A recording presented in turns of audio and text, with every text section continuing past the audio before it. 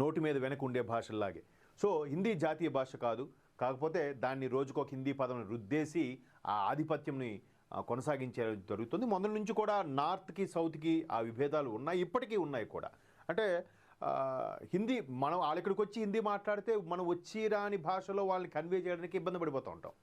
ఆత జాత ఎదరావు వదరావు అనుకొని. మనం అక్కడికి వెళ్తే మాత్రం వాడు మాట్లాడు.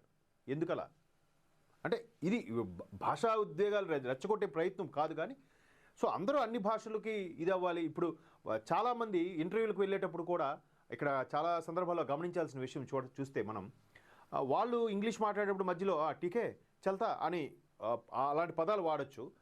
మన వాళ్ళు ఇంగ్లీష్ మాట్లాడేటప్పుడు మధ్యలో ఒక యాక్సెంట్ కానీ ఆ ప్రొనౌన్సియేషన్ కానీ కొంచెం తేడా వస్తే your English is related to your mother tongue అని అంటాడు. ఆడేది పెద్ద పైనుంచి ఊడిపడినట్టుగా కాదు కదా. Just English is just a language, that is not a knowledge.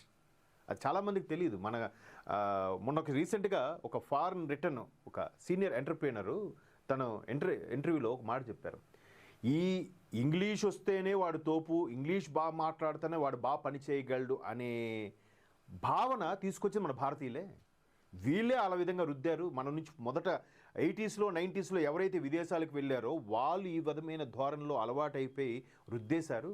English అనేది నాలెడ్జ్ కాదు, ఇంగ్లీష్ మాట్లాడితేనే వాడు బాగా పనిచేయగలడు, బాగా తోపు అనే ప్రస్తావన వాళ్ళు తీసుకొచ్చారు. ఎస్పెషలీ భారతీయులు. మిగతా ఏ దేశస్థుడికి కూడా అది లేదు. ఫ్రెంచ్ వాడు ఫ్రెంచు, రష్యన్ వాడు రష్యన్, ఆ భాషలే మాట్లాడడానికి ప్రిఫరెన్స్ ఇస్తారు. మన వాళ్ళే అది ఒక దౌర్భాగ్యం అనాలా, లేకపోతే పెద్ద పదం అయిపోతుందేమో. సో ఇక్కడ ఈమె మలయాళం నేర్చుకోవడం గురించి సందర్భం వచ్చింది కాబట్టి ఇవన్నీ చెప్పాల్సి వచ్చింది.